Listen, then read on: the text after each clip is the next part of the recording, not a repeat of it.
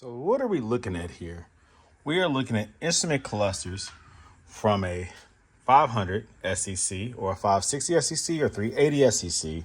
In other words, the C126 chassis. So these components here, these gears often break, causing the mile counter, which is the odometer, to stop working.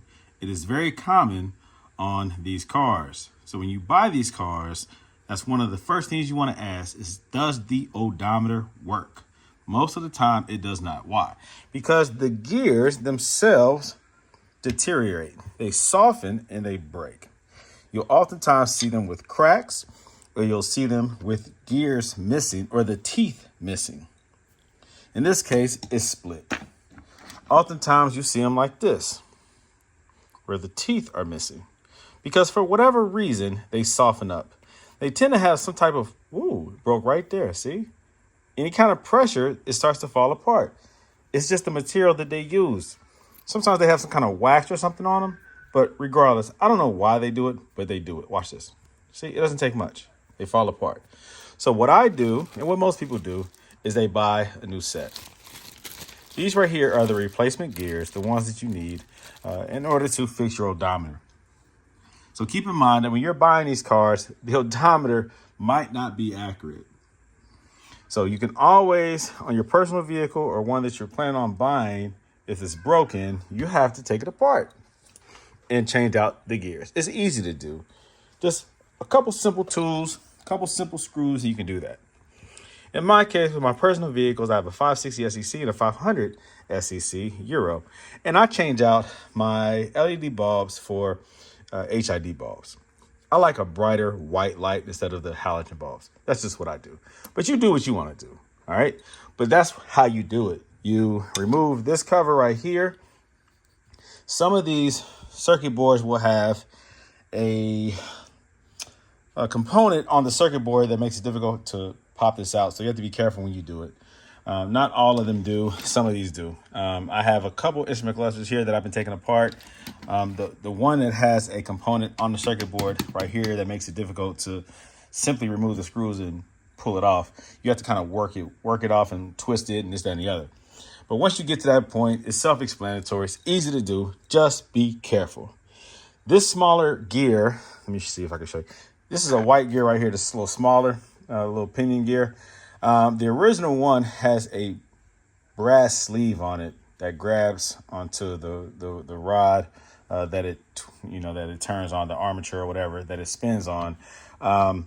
You have to take some wire cutters right here to break through that brass to remove the original one if you are replacing that, okay? You don't have to replace that unless you have to replace that. The new one is just the nylon or the plastic. It just slides right on and it grabs, it grips on there, no problem. But these are the most common gears to break. These two right here, which are the ones that I'm replacing.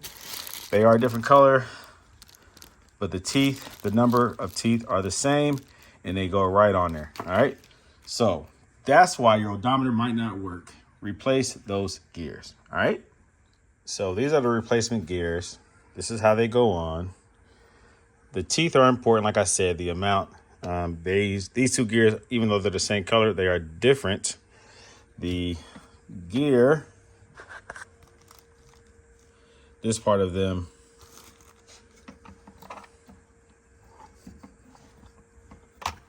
have a different size to them.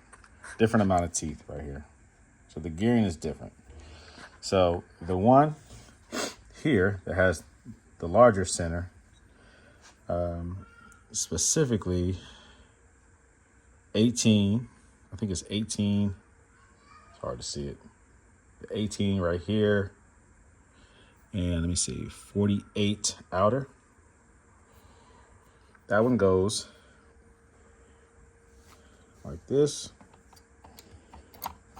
Make sure you can spin it and the other black gear behind it turns, okay? Then this one, which is 48 and 12. So 12 right here, 48 on the outer. This here goes this way. Now the problem with this gear though, when you replace it, Okay, you see that? The problem though is this lip right here needs to be cut off. On the original one, this black one is flush because this has to go on top of it. And with that right there, that lip right there, it can't sit flush inside of here. So when you reattach this, it'll put pressure on here and it can damage the, it'll damage the whole system because it won't allow it to spin. And you won't be able to tighten it up. And if you do tighten it up, you'll probably break the gear. So you gotta shave that off. So use a real fine X-Acto knife of some sort and cut that little nipple off right there, all right? And then you're good to go. So just remember to do that, just like that. Be careful, don't cut yourself. Just hold it like this, bring the X-Acto knife of the blade down, and it comes right off. Easy peasy. Reinstall it, and you're good to go. Oops, down here. There you go. There you go. All right, so now you have a working odometer. All right, just spin it, make sure it spins freely. Reattach the cover, and you're good to go. Don't lose the screws, they're small. There's a bunch of screws that you're gonna have to remove to get all this stuff off. Just make sure you don't lose it, all right? Reattach, and you're good to go.